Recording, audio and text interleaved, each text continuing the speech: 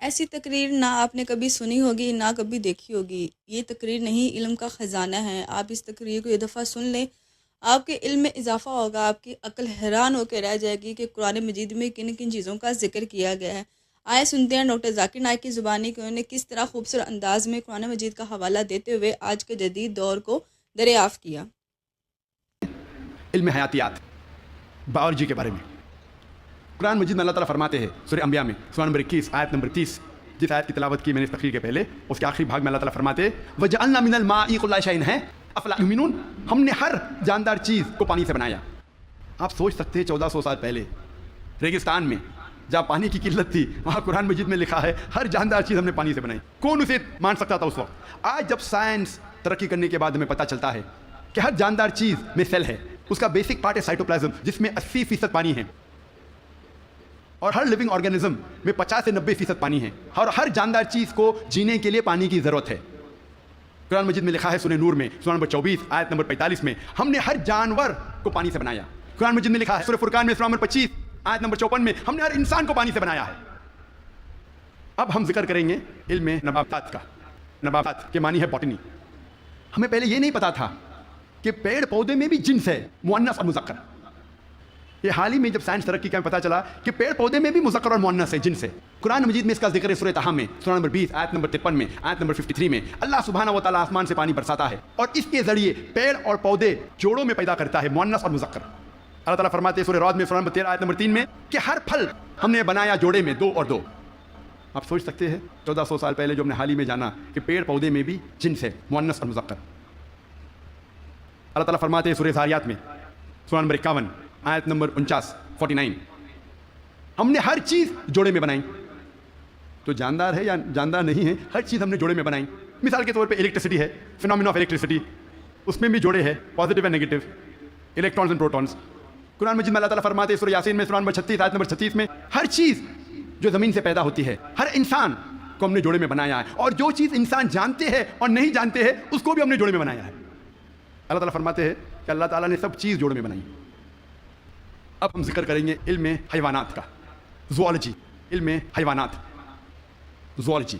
اللہ تعالیٰ فرماتے ہیں قرآن مجید میں سورہ انعام میں سورہ نمبر 6 آیت نمبر 30 میں ہر جانور جو زمین پہ چلتا ہے، ہر پرندہ جو آسمان میں اڑتا ہے، ہم نے انہیں انسان جیسے گروہوں میں رہنا سکھایا ہے۔ We have made them to live in communities like the human beings, the animals and the birds۔ اور آج سائنس تسلیم کرتا ہے کہ جانور اور پرندے بھی انسان جیسے گروہوں میں رہتے ہیں، they live in communities۔ اللہ تعالیٰ فرماتے ہیں سورہ نحل میں سورہ نمبر 16 آیت نمبر 68 اور 69 میں، 60 اور 69 میں اللہ سبحانہ و تعالیٰ نے شہد کی مکھی کو سکھایا ہے کہ وہ اپنا چھتا بنائیں پیڑ میں، پہاڑ میں، انسان جہاں رہتے ہیں وہاں، اور مہارت کے ساتھ اپنا راستہ ڈھونڈے۔ اللہ تعالیٰ کیا کہنا چاہتا ہے جب کہتا ہے کہ ہم نے سکھایا شہد کی مکھی کو مہارت کے ساتھ اپنا راستہ ڈھونڈے؟ سن 1973 میں 1973 میں ایک مشہور سائنسداں جس کا نام تھا فون فریش، اس کو نوبل پرائز ملا ڈسکرائب کرنے کے لیے the behaviour of the bee and how they find the species path of the lord. اس کو نوبل پرائز ملا شہد کی مکھی کے بارے میں ریسرچ کرنے کے لیے۔ اور فون فریش کہتے ہیں کہ جب بھی کوئی مد مکھی، شہد کی مکھی، ایک نیا باغیچہ ڈھونڈتی ہے اور ایک نیا پھول ڈھونڈتی ہے جس سے نیکٹر کو لیا جا سکتا ہے، وہ اپنے دوست سے جا کے کہتی ہے یہ نئے پھول کی دشا، اس نئے پھول تک کس طریقے سے پہنچنا اس کا نقشہ بتاتی ہے اپنے بدن کو ہلانے سے، جسے سائنس میں کہتے ہیں بی ڈانس، شہد کی مکھی کا ناچنا۔ اپنے بدن کو ہلانے کے ذریعے وہ بتاتی ہے کس طریقے سے اس نئے پھول کی طرف آپ پہنچ سکتے ہیں، اور یہ آج سائنس جانتا ہے due to high photographic methods. اور قرآن میں جو شہد کی مکھی جو کام کرتی ہے، جسے انگلش میں کہتے ہیں ورکر بی، اس کا جنس کہا گیا ہے کہ وہ ہے فیمنن، وہ مؤنث ہے۔ عربی میں کہا گیا ہے فصل کی کلی، مطلب مؤنث۔ انسان پہلے سمجھتے تھے کہ وہ کام کرنے والی شہد کی مکھی ہے مذکر، میل ہے۔ اسی لیے شیکسپیئر اپنی کتاب میں لکھتا ہے ہنری the 4 میں کہ سولجر بیز، مرد شہد کی مکھی آپس میں بات کرتے ہیں اور رپورٹ کرتے ہیں راجا کے پاس۔ آج سائنس کہتی ہے کہ جو کام کرنے والے شہد کی مکھی وہ مذکر نہیں ہے، مؤنث ہے، یا فیمینائن، اور وہ راجا کے پاس جا کے رپورٹ نہیں کرتی، وہ رانی کے پاس جا کے رپورٹ کرتی ہے۔ آپ سوچ سکتے ہیں قرآن مجید 1400 سال پہلے اس ورکر بی کا جنس بھی بتاتا ہے کہ فیمینن ہے، مؤنث ہے۔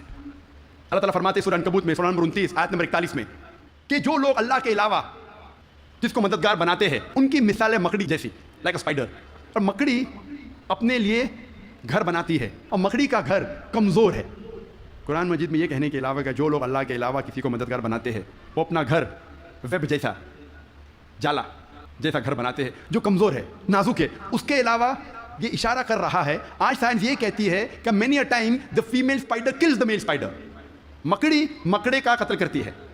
آج سائنس یہ کہتی ہے کہ بتانے کے علاوہ کہ جو جال مکڑی کا کمزور ہے, یہ بھی بتاتی ہے کہ فیملی ریلیشن شپ گھر میں کیسا برتاؤ ہے. مکڑی کئی بار مکڑے کا قتل کرتی ہے اور کہا جاتا ہے بلیک وڈو, کالی ودوا یا کالی بیوہ. قرآن مجید میں اس کا ذکر ہے 1400 سال پہلے.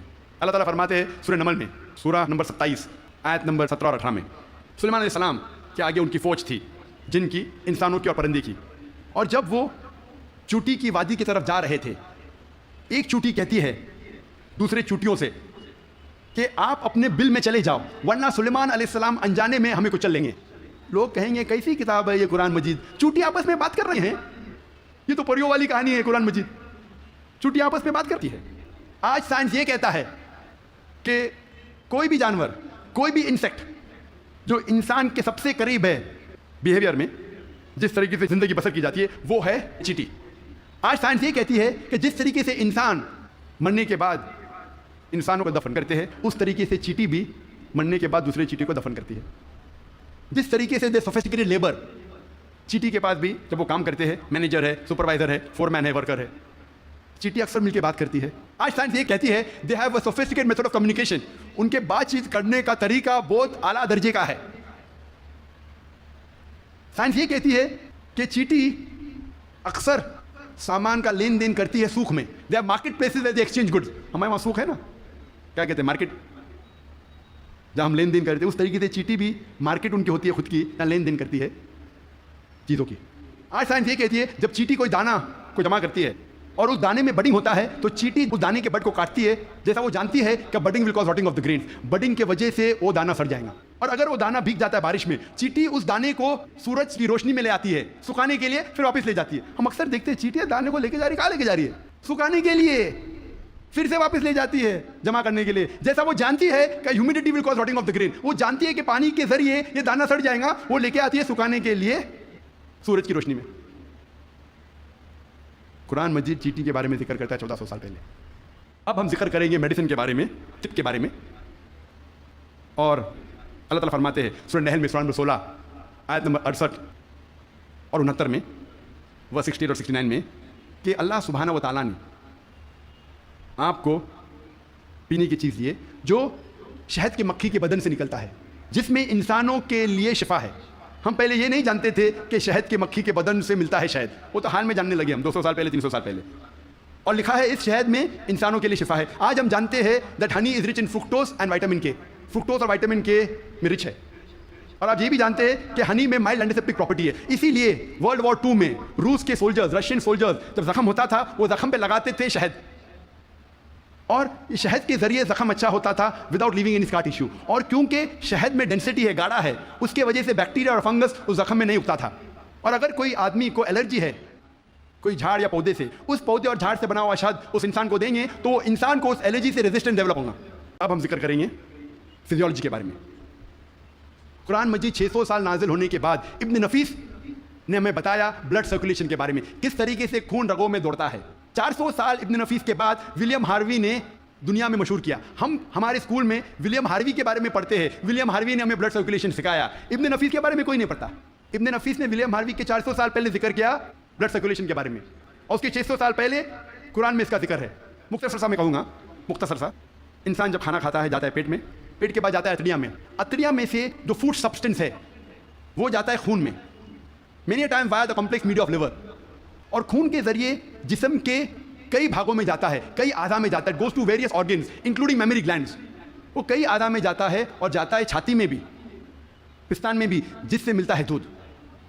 مختصر قرآن مجید میں بلڈ سرکولیشن اور پروڈکشن آف ملک کے بارے میں کہا گیا ہے. سورہ نحل میں سورہ نمبر 16 آیت نمبر 66 میں, آیت نمبر 66 اللہ تعالیٰ فرماتے ہیں کہ میشور میں, کیٹل میں, بھیڑ بکری گائے بیل, ان میں آپ کے لیے نشانی ہے اور ان کے بدن میں سے آپ کو ملتا ہے پینے کے لیے دودھ جو آتا ہے انٹسٹائن کے کانسٹیٹوئنٹس اور خون کے درمیان سے, جو آپ کے لیے اچھی چیز ہے. اس کا ذکر ہے سورہ مومنون میں سورہ نمبر 23 آیت نمبر 21 میں کہ کیٹل میں آپ کے لیے ایک نشانی ہے, ان کے بدن سے آپ کو ملتا ہے دودھ اور ان میں بہت سے فائدے ہیں, اس کا گوشت آپ کھا سکتے ہیں. قرآن مجید میں production of milk and blood circulation کے بارے میں ذکر ہے ان نٹ شیل 1400 سال پہلے. اب ہم ذکر کریں گے ایمبریولوجی کے بارے میں. ایمبریولوجی سائنس کا وہ بھاگ ہے جو خصوصاً جب ماں کے رحم میں بچہ پیدا ہوتا ہے اور کس طریقے سے شروع ہو کے بڑھتا ہے, 9 مہینے تک تقریباً ماں کے رحم میں رہتا ہے, اس کے اسٹڈی کو کہتے ہیں انگریزی میں ایمبریولوجی. ماں کے رحم میں جو بچہ پیدا ہوتا ہے آہستہ آہستہ بڑھتا ہے, اس کے اسٹڈی کو انگریزی میں کہتے ہیں ایمبریولوجی. کئی اربوں نے جتنے بھی قرآن مجید کی آیتیں ہیں جو ایمبریولوجی کے بارے میں ذکر کرتی ہے اور حدیث ہے اس کو اکٹھا کیا اور قرآن مجید کی آیت کے اوپر عمل کیا. سورہ نحل سورہ 16 آیت نمبر 43 اور سورہ انبیاء سورہ نمبر 21 آیت نمبر 7 میں اللہ تعالیٰ فرماتے ہیں فَاسْأَلُوا أَهْلَ الذِّكْرِ إِن كُنتُمْ لَا تَعْلَمُونَ. اگر آپ نہیں جانتے تو اس کے پاس جائیے جو ماہر ہے, اس سے پوچھیے جو ماہر ہے, چاہے وہ مسلم یا غیر مسلم ہو. اگر آپ نہیں جانتے تو اس سے پوچھیے قرآن کے بارے میں جو اس فن کا ماہر ہے. تو کئی اربوں نے ساری آیتیں اور حدیثیں جو ایمبریولوجی کے بارے میں ذکر کرتے ہیں اور لے گئے تقریباً 30 سال پہلے, 1980 کے پہلے, ان 1970s 30-40 سال پہلے, اور لے گئے پروفیسر کیتھ مور کے پاس. وہ مسلمان نہیں تھا. پروفیسر کیتھ مور اس وقت سارے دنیا کا سب سے بہترین ماہر تھا ایمبریولوجی میں. وہ ڈپارٹمنٹ آف ایناٹومی کا ہیڈ تھا in university of Toronto Canada میں. پروفیسر کیتھ مور کو ساری آیتوں اور حدیث کا ترجمہ پیش کیے اور کہا اس کے بارے میں آپ کو کیا کہنا ہے. تو پروفیسر کیتھ مور نے کہا کہ اکثر جو قرآن مجید اور حدیث میں ایمبریولوجی کے بارے میں لکھا ہے وہ 100% صحیح ہے, لیکن کچھ آیتوں کے بارے میں نہیں کہہ سکتا ہوں کہ صحیح ہے. میں یہ بھی نہیں کہہ سکتا ہوں کہ غلط ہے کیونکہ میں خود بھی نہیں جانتا ہوں. اور 2 ایسے آیت تھے جو پہلے 2 آیت جو نازل کی گئے تھے, سورہ اقرا سورہ علق سورہ نمبر 96 آیت نمبر 1 اور 2. اللہ تعالیٰ فرماتے ہیں اقرا بسم ربک الذی خلق خلق الانسان من علق. پڑھو اس کے نام سے جو خالق ہے جس نے انسانوں کو بنایا ہے علقہ سے, خون کے لوتھڑے سے, جونک سے, لیچ لائک سبسٹنس سے. پروفیسر کیتھ مور نے کہا میں نہیں جانتا ہوں کہ ایمبریو جب بچہ پہلے اسٹیج میں ہوتا ہے, مرحلے میں ہوتا ہے, وہ جونک جیسا لگتا ہے. تو پروفیسر کیتھ مور اپنے لیبارٹری میں گئے اور پاورفل مائکروسکوپ کے اندر دیکھا اور ایک جونک کی تصویر لی اور اسے کمپیئر کیا اور وہ حیران ہو گئے یکسانیت پہ. اور اس کے بعد جب انہیں 80 سوالات پوچھے گئے ایمبریولوجی کے بارے میں جو قرآن اور حدیث میں ذکر آتا ہے, تو پروفیسر کیتھ مور نے کہا اگر آپ مجھے یہ 30 سال پہلے پوچھتے تو 50% سے زیادہ میں جواب نہیں دے سکتا تھا, کیونکہ embryology is a new branch which has developed in the field of medicine. وہ نئی برانچ ہے میڈیسن کی. اور پروفیسر کیتھ مور نے کہا کہ یہ کتاب قرآن مجید کوئی انسان لکھ ہی نہیں سکتا, اور مجھے کوئی شک نہیں ہے کہ یہ قرآن مجید خدا کی طرف سے ہے اور محمد صلی اللہ علیہ وسلم اس خدا کے پیغمبر ہے.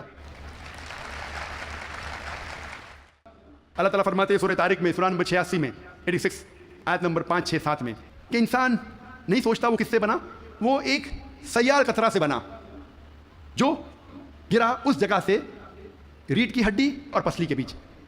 اللہ تعالیٰ کیا کہنا چاہتے جب کہا کہ انسان بنا ایک سیال قطرے سے جو گرا ریڑھ کی ہڈی اور پسلی کے بیچ. آج سائنس ترقی کرنے کے بعد میں پتہ لگتا ہے کہ جو جنسی اعضا ہے, جینائٹل آرگن ہیومن بینگز میں, وہ ایمبریونک ایج میں جب ماں کے رحم میں جب بچہ رہتا ہے وہ وجود میں آتا ہے اس جگہ جس جگہ گردہ ہے, جس جگہ کڈنی ہے, space between the spinal cord and the 11th and 12th rib, اس جگہ ریڑھ کی ہڈی اور 11ویں اور 12ویں پسلی کے بیچ.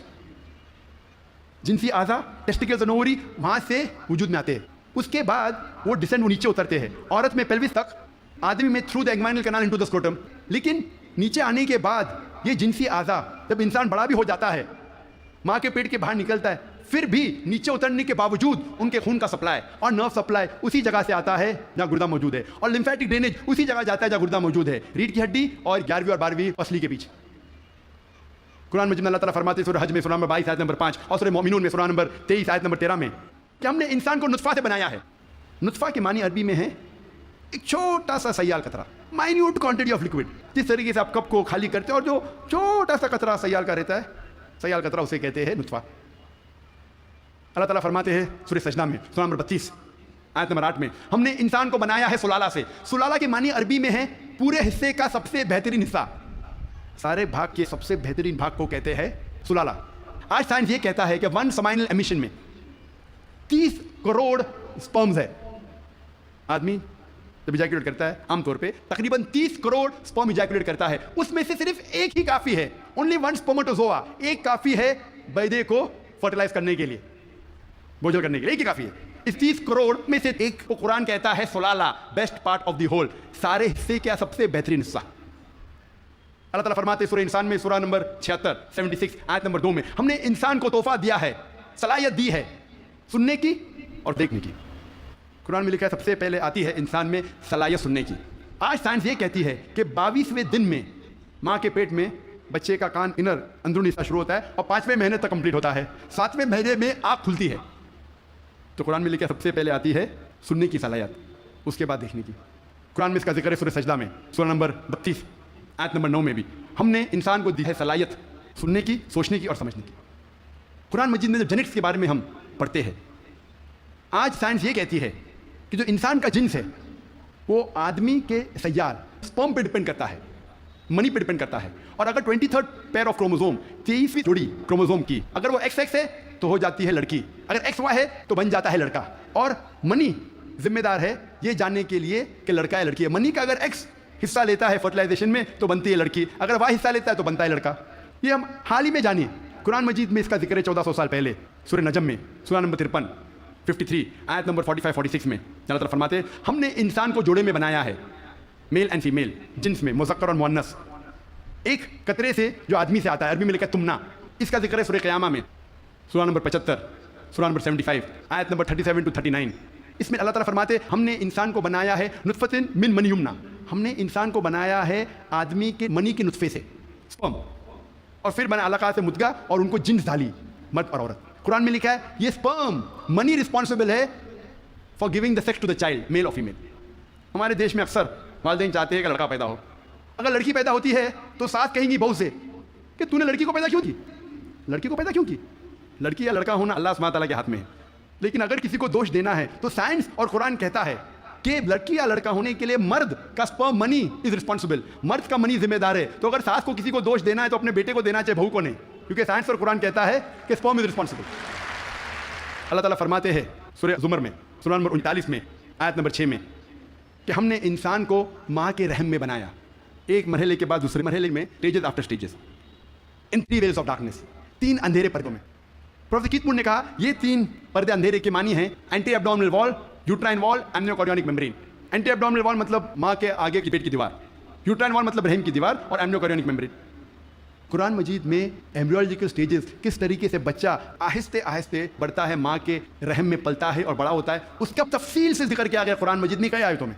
ایک سورہ کی 3 آیت پیش کروں گا, سورہ مومنون کی سورہ نمبر 23 آیت نمبر 12 سے 14 میں اللہ تعالیٰ فرماتے ہیں کہ ہم نے انسان کو بنایا ہے کوئنٹیسنس آف کلے سے, انسان کو بنایا ہے طین کے سلالے سے, اور پھر اس کو بنایا نطفہ میں, نطفہ کو رکھا قرار مکین میں, پھر نطفے کو بنایا علقہ میں, علقہ سے تبدیل کیا مدغہ میں, مدغہ سے بنایا عظامہ, اور اس عظامہ پر ہم نے ڈالا رحم, اور اللہ سبحانہ وتعالیٰ نے اس کے بعد ایک نئی جاندار چیز بنائی. مختصر سمجھ کا ذکر کروں گا. اللہ تعالیٰ فرماتے ہم نے انسان کو طین کے سلالہ سے بنایا, نطفہ میں, نطفہ میں نے کہا مائنوٹ کوانٹٹی آف لکوڈ, سیال قطرہ, اور اس کو ایک قرار مکین میں رکھا, محفوظ جگہ میں, قرار مکین محفوظ جگہ. ہم جانتا ہے سائنس کہتا ہے کہ ماں کے رحم میں جب بچہ ہے وہ پیچھے کے حصے سے ریڑھ کی ہڈی سے پروٹیکٹڈ ہے, محفوظ ہے, پوسٹیریئر مسل سے, اور آگے سے اینٹی ایبڈومنل وال اور یوٹرائن وال سے.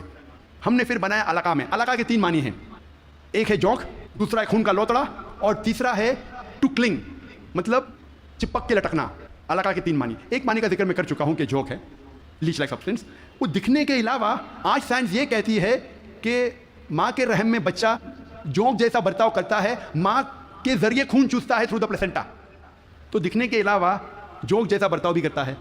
دوسرے معنی ہے خون کا لوتڑا. آج سائنس یہ کہتی ہے کہ شروع میں بلڈ سرکولیشن شروع نہیں ہوتا ہے, رگوں میں خون بہنا شروع نہیں ہوتا ہے, تو دیکھنے میں اس سٹیج میں, اس مرحلے میں وہ دکھتا ہے خون کا لوتڑا. تیسرے معنی ہے کہ چپک کے لٹکنا, سم تھنگ وچ کلنگز. آج سائنس یہ کہتی ہے کہ ماں کے رحم میں بچہ چپک کے لٹکتا ہے ماں کے رحم کی دیوار کو. تو تینوں معنی الحمدللہ ثم الحمدللہ جو قرآن مجید میں علقہ کی ہے, تینوں معنی سائنٹیفکلی آج ثابت ہو چکی ہے. اس کے بعد علقہ سے بن جاتا ہے مدغہ. مدغہ کے معنی چبائی ہوئی چیز, چوڈ لائک لمپ. پروفیسر کیت مور نے ایک پلاسٹر سیل لی, اپنے دانت کے درمیان چبائے, اور جب باہر نکالا تو دیکھا کہ وہ دانت کے نشان تھے, اٹ ریزمبل دا سومائٹس, جہاں سے نروز نکلتے ہیں. مدغہ کو اللہ تعالیٰ نے بنایا عظامہ میں, عظامہ مانے ہڈی, اور اس ہڈی پہ ڈالے لحم, لحم مطلب گوشت. اس کے بعد اللہ سبحانہ وتعالیٰ نے ایک نئی جاندار چیز بنائی. اس کے معنی ہے آج سائنس یہ کہتا ہے کہ اس مرحلے تک جتنے باقی جاندار چیزیں, مثال کے طور پہ خرگوش, مچھلی, انسان, اس کا مرحلہ یکساں ہے. اس کے بعد انسان کا مرحلہ اسٹیج ڈفرینٹ ہے, علیحدہ ہے, اور ہمیں دکھتا ہے صرف ہاتھ پیر انسان کے. جب یہ ساری آیتوں کا ذکر پروفیسر کیت مور کے سامنے رکھا, پروفیسر کیت مور نے کہا, 80 سوالات جب انہیں پوچھے گئے تھے, انہوں نے کہا یہ سب تو مجھے سائنس نے اب بھی ترقی کیا معلوم پڑا, اور جو بھی نئی چیز انہیں ملی قرآن کے ذریعے, حدیث کے ذریعے, انہیں اپنی نئی کتاب میں داخل کیا. और उन्होंने लिखा the third edition of the developing human.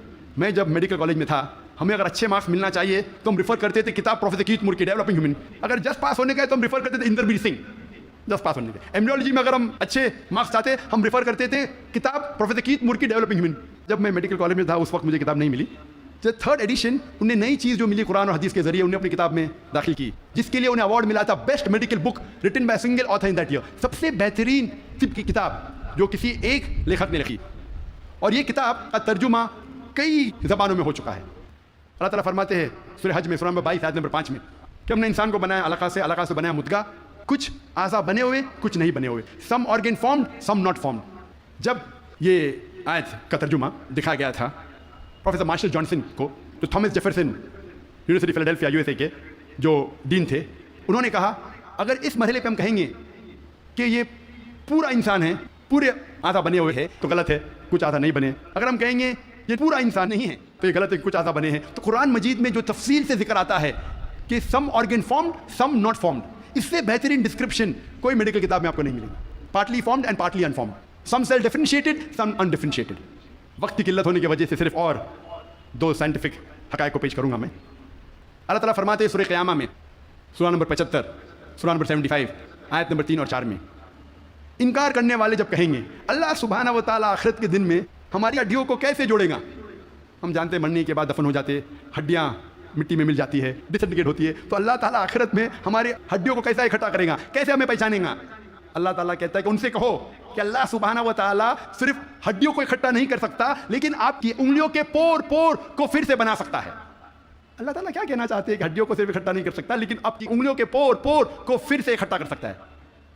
सन 1880 में सर फ्रांसिस गोल्ड ने ईजाद किया फिंगरप्रिंटिंग मेथड और कहा कि करोड़ों लोगों के दरमियान दो लोग में यकसा फिंगरप्रिंट्स नहीं है। और आज अब फिंगरप्रिंटिंग मेथड इस्तेमाल करते हैं मुजरिम को पकड़ने के लिए। इंटरपोल करती है, पुलिस करती है, सीआईडी, एफबीआई, सीआईए, जानने के लिए मुजरिम कौन है। जो 1880 में हमने जाना 130 साल पहले, 1400 साल पहले कुरान में लिखा, हड्डियों को तो छोड़ो, हम आपकी उंगलियों के पोर पोर को इकट्ठा कर सकते हैं। मैं तकरीर के आखिरी में प्रोफेसर तगड़ा तगड़ा की मिसाल पेश करना चाहता हूँ। हम तबीब पहले ये समझते थे कि दर्द का एहसास करने के लिए दिमाग काफ़ी है, brain is sufficient for realising the pen. अभी साइंस तरक्की करने के बाद हमें पता लगता है कि चमड़ियों में पेन रिसेप्टर्स है, दर्द का एहसास करने के आला है, रिसेप्टर्स है, जो बहुत ज़रूरी है दर्द का एहसास करने के लिए, जिसके बिना इंसान दर्द का एहसास नहीं कर सकता। इसीलिए जब कोई इंसान जल जाता है, जब कोई इंसान जख्मी हो जाता है जलने की वजह से और डॉक्टर के पास जाता है, डॉक्टर एक सुई लेता है और उस जले हुए हिस्से को चुभोता है। अगर मरीज को दर्द होता है डॉक्टर खुश है, pen receptors intact, pen receptors महफूज है। अगर मरीज को दर्द नहीं होता है डॉक्टर को अफसोस होता है, पेन रिसेप्टर्स खत्म हो चुके हैं, मर चुके हैं। आज हमें पता चला कि पेन रिसेप्टर्स भी ज़रूरी है दर्द का एहसास करने के लिए। कुरान मजीद में कहा गया है सूरह निसा में सूरह नंबर 4 आयत नंबर 56 में, आयत नंबर 56 में, जो लोग हमारी निशानियों का इनकार करते हैं उन लोगों को हम आखिरत में आग में डालेंगे, और जितनी बार उनकी चमड़ियां जलेंगी उतनी बार हम उनको नई चमड़ी देंगे ताकि वो दर्द का एहसास कर सके। अल्लाह ताला क्या कहना चाहता है कि जो लोग हमारी निशानियों को झुटलाते हैं, इनकार करते हैं, हम उनको आखिरत में आग में डालेंगे, और जितनी बार उनकी चमड़ियां जलेंगी उतनी बार हम उनको नई चमड़ी देंगे ताकि वो दर्द का एहसास कर सके। अल्लाह ताला ये कहना चाहता है कि चमड़ियों में पेन रिसेप्टर्स है, अगर पेन रिसेप्टर्स मर गए तो दर्द कैसा होगा, तो दर्द का एहसास दिलाने के लिए नई चमड़ी देंगे, जलेंगी नई चमड़ी देंगे।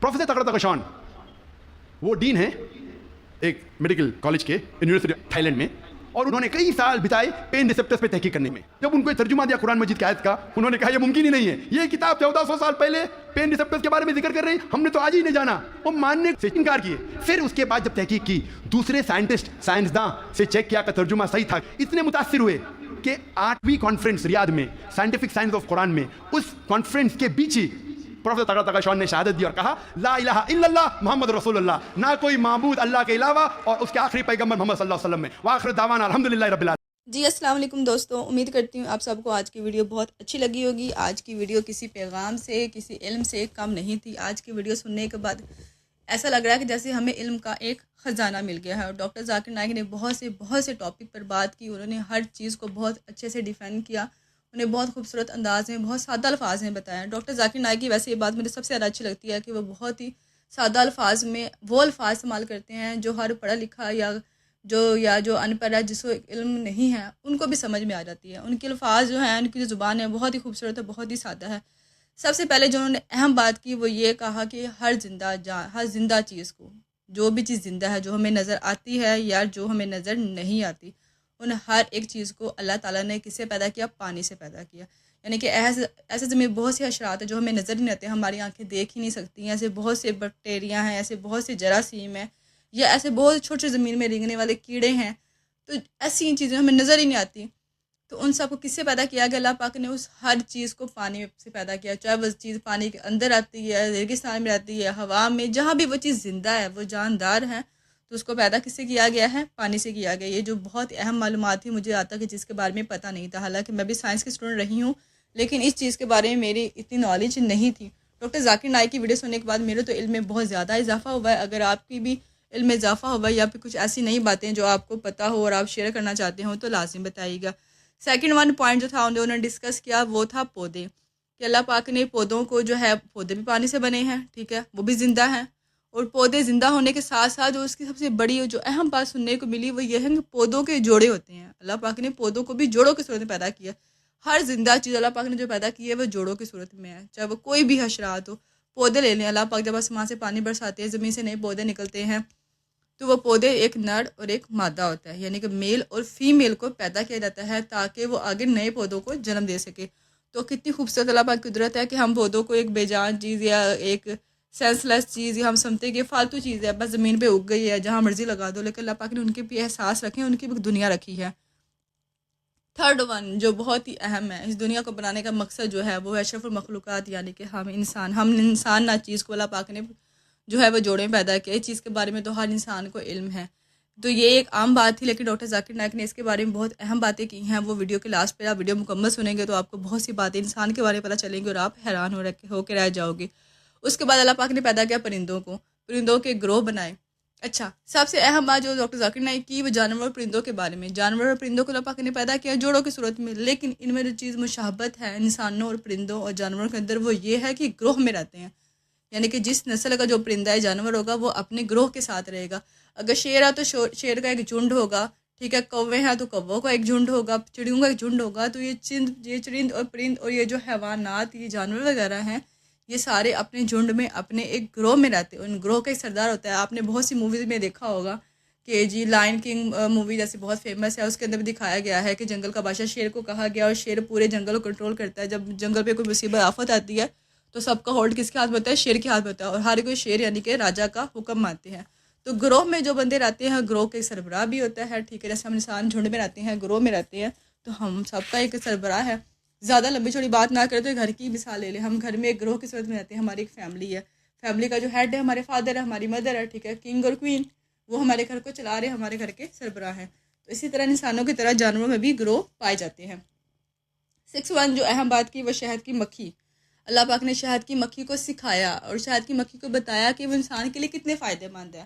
انسان کے اندر انسان کے لیے کیا کر سکتی ہے. شہد کی مکھی کی اس کے بعد شہد کی مکھی کے لیے رانی مقرر کی گئی، اور رانی شہد کی مکھی وہ میل ہے، وہ فیمیل ہے، میل نہیں ہے، کوئی مرد نہیں ہے جس کو راجا بنایا گیا ہو. رانی ایک فیمیل مکھی بنائی گئی.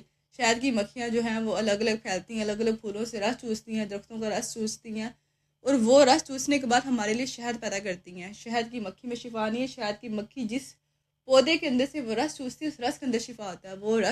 وہ جو رس ہے وہ مل کے ایک شہد بنتا ہے، اور شہد انسانوں کے لیے بہت ہی مفید اور بہت ہی آمد ہے. یہ اللہ پاک کی بہت بڑی نعمت ہے، بہت بڑی نعمت ہے. اور شہد کی مکھی کو حکم دیا گیا کہ وہاں چھتا بناؤ جہاں انسان ہو، تاکہ تمہاری وہ شہد سے فائدہ مند ہو سکے. تو شہد کی مکھی آپ نے دیکھا ہوگا زیادہ تر جو شہد کے چھتے لگے ہوتے ہیں ہمارے ارد گرد کہیں سوسائٹی میں کہیں لگے ہوئے ہوتے ہیں. تو شہد کی مکھی کو اللہ پاک نے بہت ہی اہمیت دی ہے. اس کے بعد بات کرتے ہیں مکڑی کی. اب مکڑی ایک بہت ہی ہمارے یہاں بہت ہی گندا جانور چرند سمجھا جاتا ہے. ایک انسیکٹ ایسا ہے جو کہ اچھا نہیں سمجھا جاتا ہے، لیکن مکڑی وہ کیڑا ہے جس کا ذکر قرآن مجید میں بھی ذکر کیا گیا ہے. قرآن مجید میں مکڑی کی بہت ہی خوبصورت کردار بیان کیا گیا.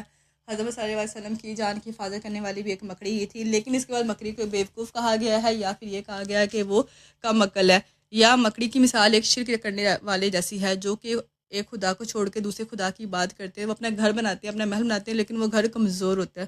وہ کبھی نہ کبھی ٹوٹ جاتا ہے اور وہ اپنے مالک کی پکڑ میں آ جاتا ہے. اسی طرح مکھی اپنا گھر بناتی ہے. مکھی کا گھر باریک جو ہے وہ جالے سے بنا ہوتا ہے، وہ اتنا نازک ہوتا ہے کہ وہ ہوا کے جھونکے سے بھی ٹوٹ سکتا ہے. اور اس کے بعد انہوں نے مکڑی کی ایک بہت بڑی بات جو واضح کی کہ مکڑی جو ہے وہ اپنی اتنی سیلف لور ہوتی ہے کہ وہ اپنی جان بچانے کے لیے اپنے جو ہے وہ ہسبینڈ کو بھی وہ داؤ پہ لگا دیتی ہے. جب چونٹیاں اس پہ حملہ کرتی ہیں یا پھر وہ خود اپنے ہسبینڈ کو مار دیتی ہے صرف اس لیے کہ وہ جو جال اس نے بنایا ہوتا ہے، اس نے بنا ہوتا ہے، اس پہ حکومت کرنا چاہتی ہے. تو خیر اللہ پاک نے ہر چیز میں، چرند پرند میں ہمیں تو نظر نہیں آتی، ہم انسانوں میں اتنی طاقت نہیں ہے. اللہ پاک نے ہر چیز کے اندر حکمت پیدا کی، ہر چیز کا ایک نظام بنایا، ہر چیز کا ایک قانون بنایا ہے.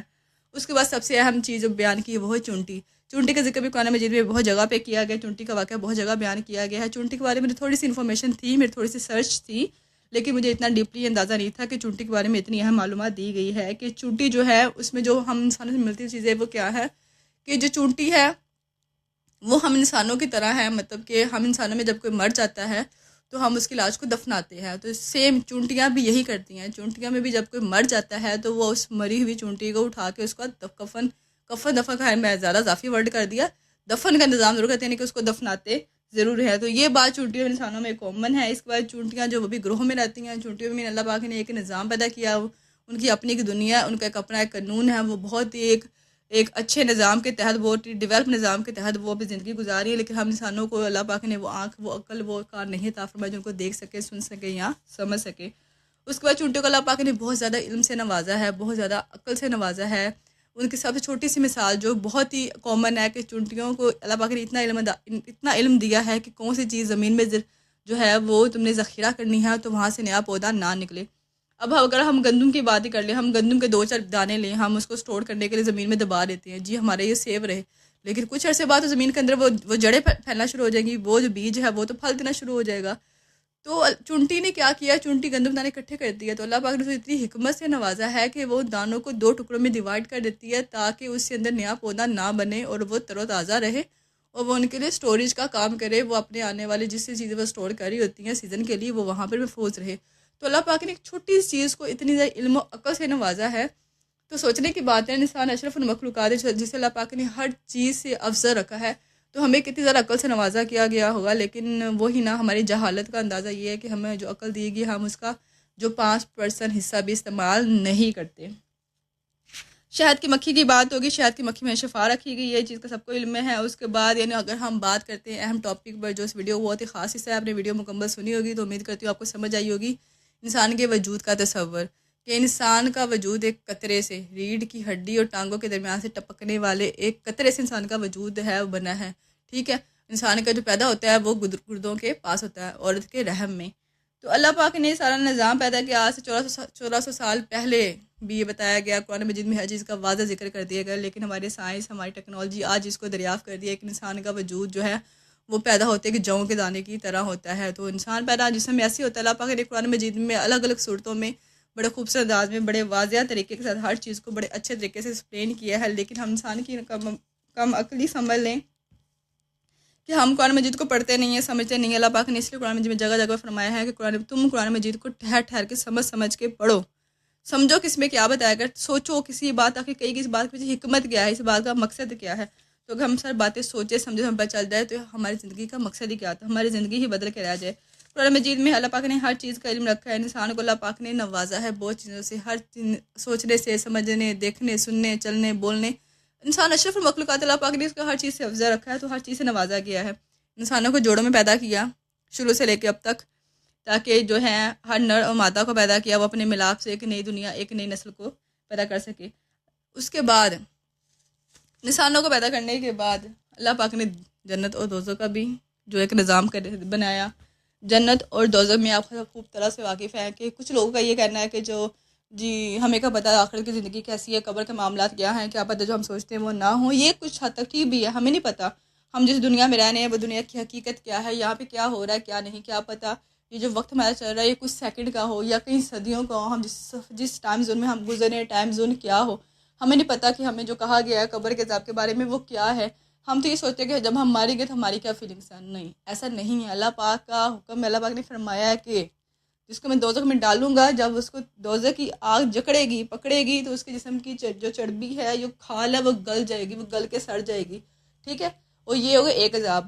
اس کے بعد ہم کہیں کہ چلے گل گئی سڑ گئی ہم مر گئے بات ختم ہوئی، نہیں، دوبارہ پھر اس کے جسم کو کھال چڑھائی جائے گی، دوبارہ پھر وہ کھال جلے گی، پھر وہ زخمی ہوگی، وہ سڑے گی، وہ دوبارہ سے پھر اس کو وہی تکلیف ہوگی۔ تو قبر کے معاملات یہ نہیں ہے کہ ہم مر گئے تو ہماری روح قبض کر لی گئی تو ہمیں پتہ ہی نہیں ہوتا، قبر کے جو معاملات ہو گئے وہ ہم سب محسوس کریں گے۔ جیسے آج ہمیں کوئی ذرا سے کٹ لگتا ہے، ہمیں کوئی تکلیف ہوتی ہے تو ہم فوراً فیل کرتے ہیں، ہمیں کچھ ہمارے احساسات ہوتے ہیں، تو سیم قبر میں ہماری ساری فیلنگس ہوگی، ہم ہر چیز کو دیکھنے کا تو علم نہیں، ہم ہر چیز کو محسوس کر سکتے ہیں، ہمارا جسم ہر درد تکلیف کو، سردی گرمی ٹھنڈک ہر چیز کو دیکھے گا، برداشت کرے گا، لیکن حکم کیا ہوگا؟ ہم بول نہیں سکتے، ہم کچھ کر نہیں سکتے، ہم ہر چیز محسوس کریں گے، ہر درد کو، ہر خوشی اور غم کو، لیکن ہم کچھ کر نہیں پائیں گے۔ تو اللہ پاک کے عذاب سے پناہ مانگے، اللہ پاک کا حکم مانے، ایک خدا کی عبادت کرے، شرک بہت بڑا گناہ ہے، اس سے بچے، لوگوں کو بچنے کی تلقین دے۔ آج کی ویڈیو جو تھی بہت زیادہ اہم اور بہت زیادہ خوبصورت تھی۔ یہ ویڈیو صرف ہمارے مسلمانوں کے لیے بلکہ نان مسلم کے لیے بہت ہی نالج فل تھی۔ میرے بہت سے یوٹیوبر فینس جو ہیں وہ جو ہے انڈیا تعلق رکھتے ہیں، ملیشیا سے، اور بہت سے ہمارے سے بھی ویڈیو دیکھنے والے ہیں۔ اگر آپ سب کو ویڈیو اچھی لگی ہو اور اگر آپ کے کوئی ایسے دوست جو نان مسلم ہو، ٹھیک ہے، ان کو اپنے اسلام کے بارے میں بتانے کے لیے بہترین ویڈیو ہے، اس ویڈیو کو زیادہ سے لوگوں تک شیئر کریں، اسلام کی معلومات لوگوں تک پہنچائیں تاکہ لوگوں کا دل نرم ہو، لوگوں کو تھوڑا علم و عقل ہو کہ ہمیں خدا نے پیدا کیا، اس کے ساتھ ہم نے شرک نہیں کرنا ہے۔ اس ویڈیو کو ذرا سے لوگوں تک شیئر کریں۔ اگر ویڈیو اچھی لگی ہو تو ویڈیو میں کمنٹ لازمی کرے گا، چینل کو پلیز سبسکرائب کر دیں۔ کوئی بھی آپ کا سوال ہو، میری کوئی بات آپ کو سمجھ میں نہ آئی ہو یا آپ کے علم میں میرے علم میں اضافہ کرنا چاہتے ہوں تو مجھے لازمی کمنٹ میں بتائیے گا، میں آپ کے کمنٹ کا انتظار کروں گی۔ پھر ملتے ہیں اگلی ویڈیو میں، مجھے دیں اجازت، اللہ حافظ۔